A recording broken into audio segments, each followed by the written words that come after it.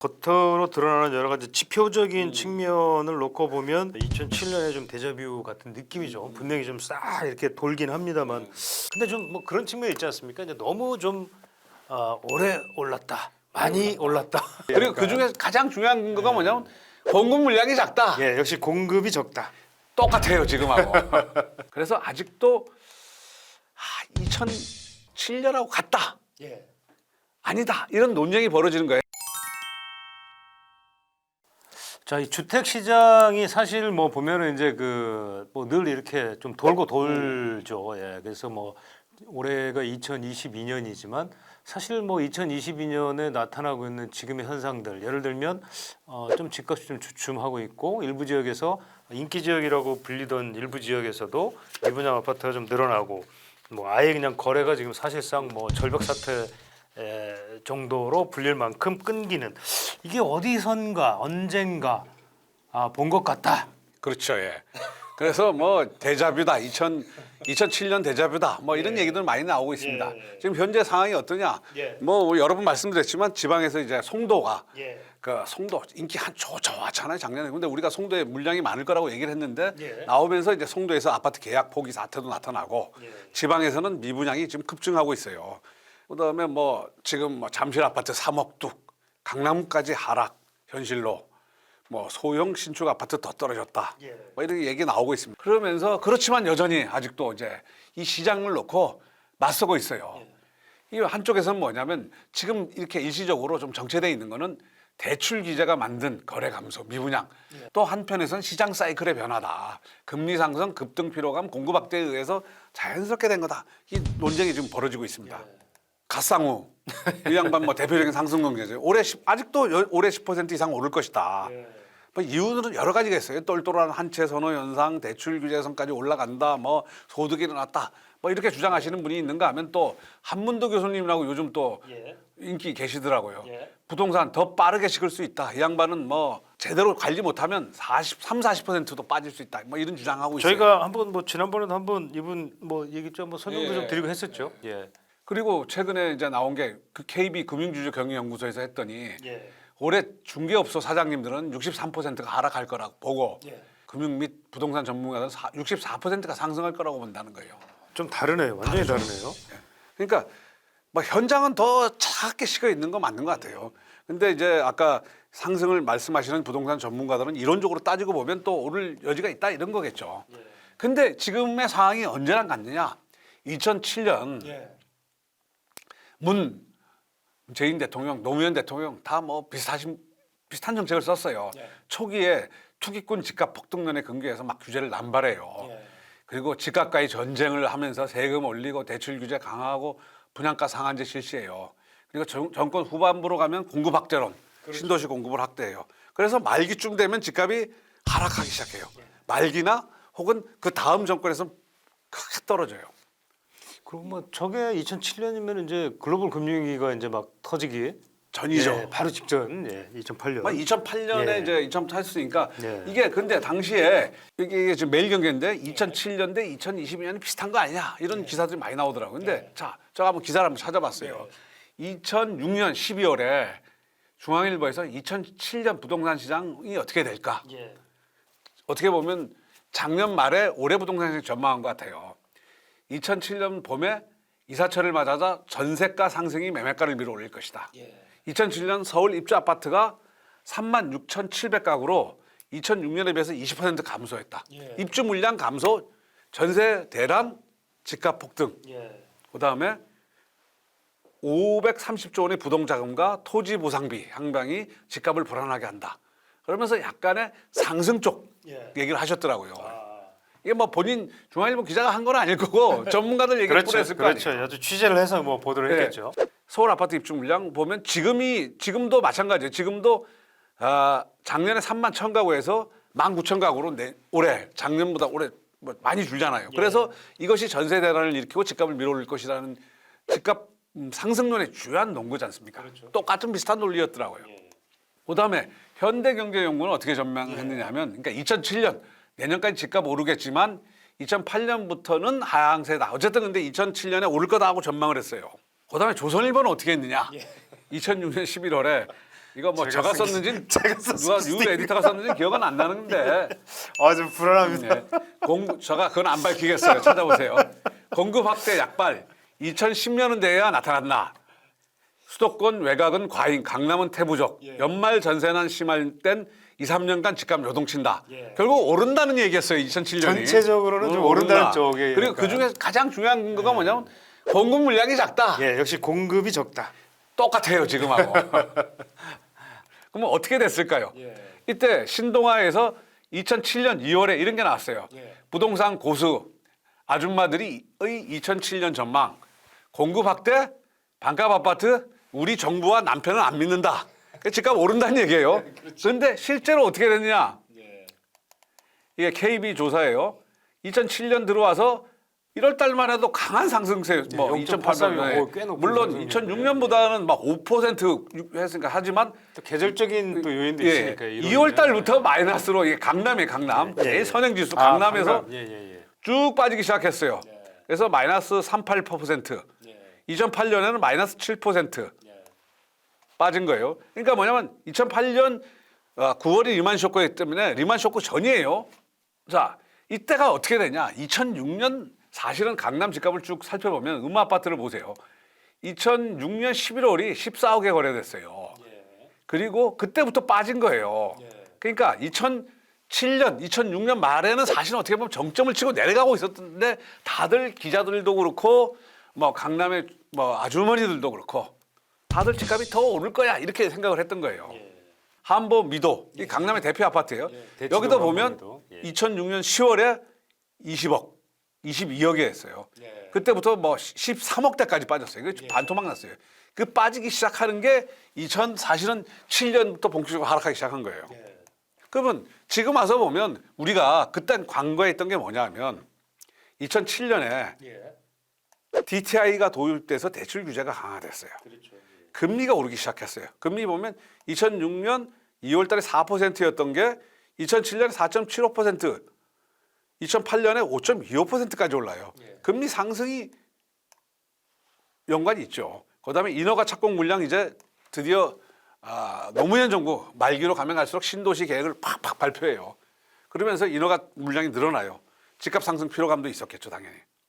그때 대표적인 게 2007년이 지금 우리가 정부가 인위적으로 대출을 제한해서 막았기 때문에 집값이 일시적 조정을 받는다고 하지 않습니까? 그때도 사실은 동일한 논리가 있었더라고요. 2007년에 DTI 40% 규제. 강력한 규제였어요. 그래서 뭐 이건 케이스지만 3억 대출 받던 사람들이 1억 2천만 원으로 대출이 줄어들었어요. 그러니까 지금은 이거는 당시에 2007년 1월 달 기사예요. 그러면 올해는 뭐냐면 DSR 규제, 총부채 원리금 상한. 그러면서 은행 가계 대출이 이제 1월 달부터 8개월 만에 꺾였어요. 그리고 당시에 어떤 일이 있었냐면 종부세 쇼크가 있었어요. 2006년에 2005년만 하더라도 285억, 2006년에 4,800억, 2007년에 1조 2천억. 종부세가 급격히 늘어났어요. 그러면서 그 다음에 뭐 집값 떨어지면서 이제 2008년부터는 종부세가 다시 떨어졌죠. 우리도 재작년보다 작년에 훨씬 늘어났고 올해 훨씬 더 늘어날 거예요. 늘어날 것으로 지금 보이고 있죠. 보시면 이제 우리 거래 절벽 얘기 많이 하지 않습니까?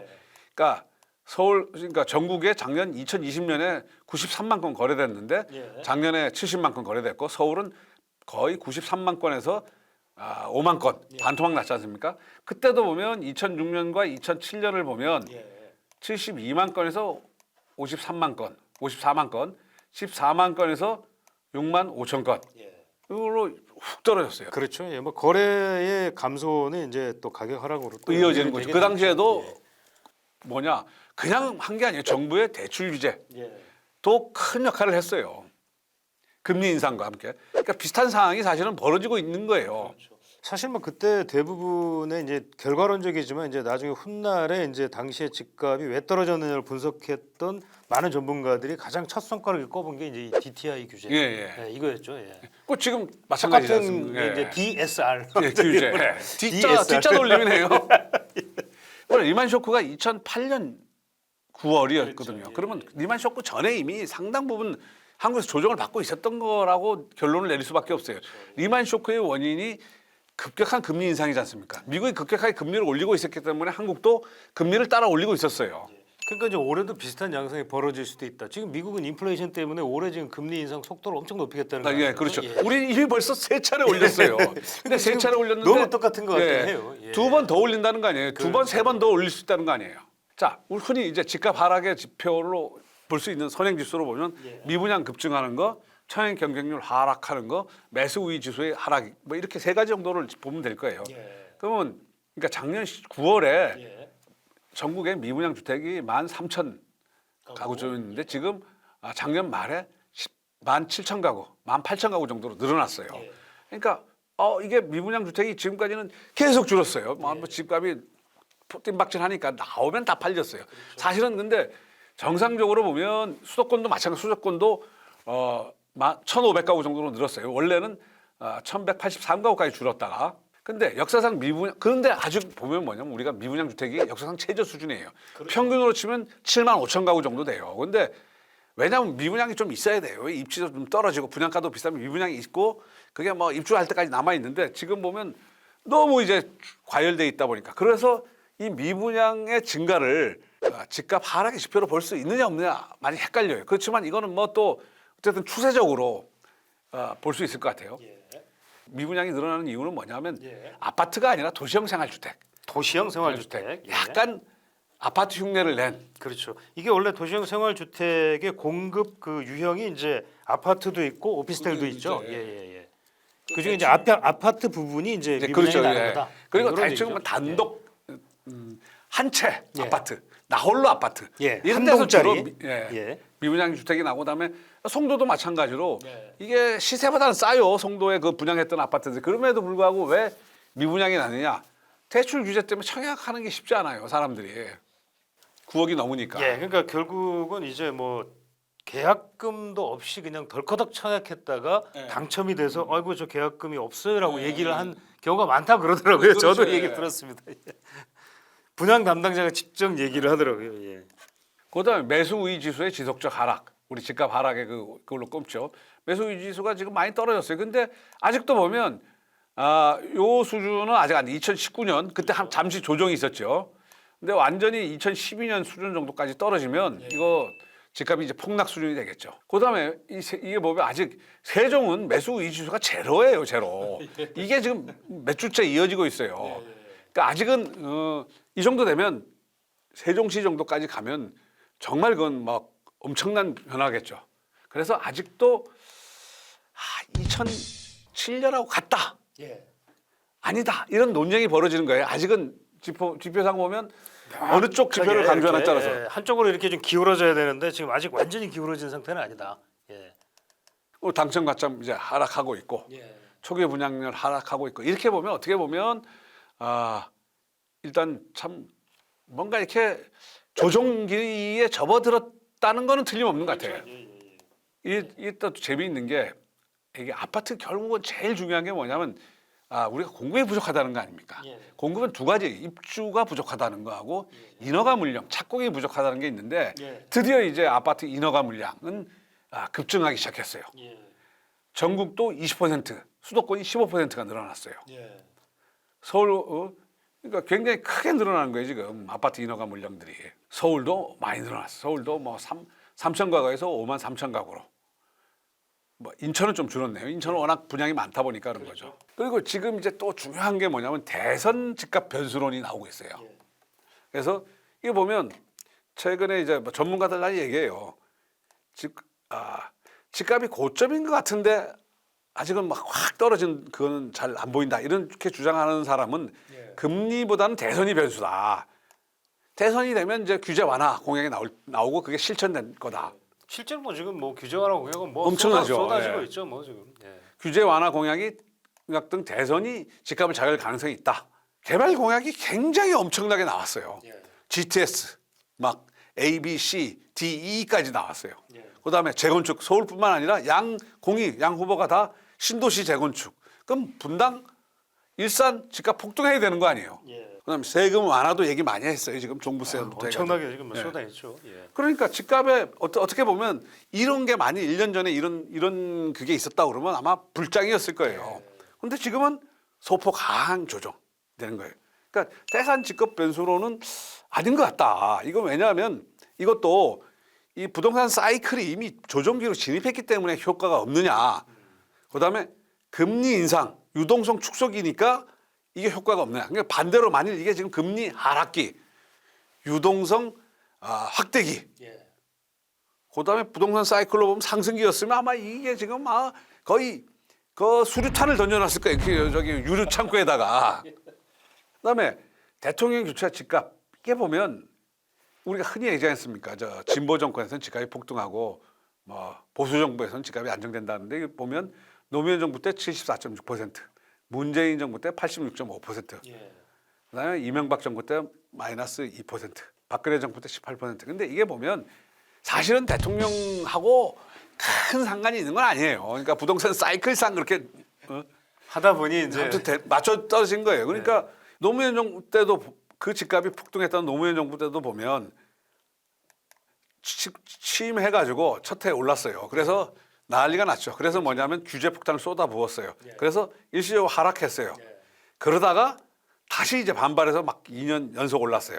그 다음엔 또 안정이 돼요.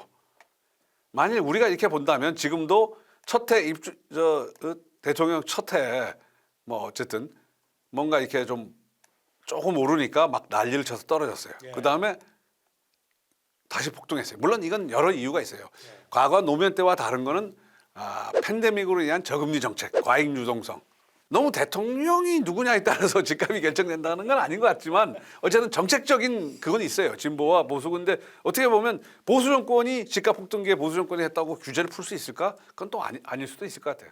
글쎄요. 근데 이제 결국은 이제 지금 말씀하셨지만은 모든 어찌됐건 좀 겉으로 드러나는 여러 가지 지표적인 측면을 놓고 보면 분명히 2007년에 좀 데자뷰 같은 느낌이죠. 분명히 좀 싹 이렇게 돌긴 합니다만, 근데 이제 이게 또 사실 뭐 문재인 정부 때 이렇게 집값이 오르려고 누구나 전혀 또 예상을 못했었던 거와 마찬가지로. 근데 좀 뭐 그런 측면이 있지 않습니까? 이제 너무 좀 오래 올랐다, 많이 올랐다. 7년째 얘기하시고 8년째다 이렇게 분석도 있어요. 그 다들 좀 사실 좀 집값 오름세가 좀 두렵기도 하고 좀 지치기도 하고 이제 물론 화도 나기도 하고 지금 그런 분위기이긴 한데 뭐 저희의 희망이긴 하지만 뭐 항상 저희는 뭐 말씀드리지만 좀 물가 상승률 정도만 좀 올라오면 좋겠다. 근데 뭐 아까도 보여드렸지만 2007년 2월 이미 집값이 하락하기 시작했는데 그때 인터뷰했던 가정 주부님들도 무슨 소리냐? 정부를 어떻게 믿어? 정부가 집값 떨어진다고 하면 그거 남편 말도 못 믿어. 뭐 오른다 했지 않습니까? 근데 사실은 지금도 이제 홍남기 부총리가 지금 집값 떨어진다니까 야 어떻게 우리가 부총리 말을 믿어? 정부가 집값 떨어진다면 더 올라 이런 반발 심리가 있잖아요. 근데 그거는 집값이 떨어지는 건 정부가 정책을 잘해서 떨어지는 게 아니에요. 그거는 뭐 여튼 하여간 좀 지금으로서는 좀 더 지켜봐야 되지 않을까 싶긴 합니다. 예.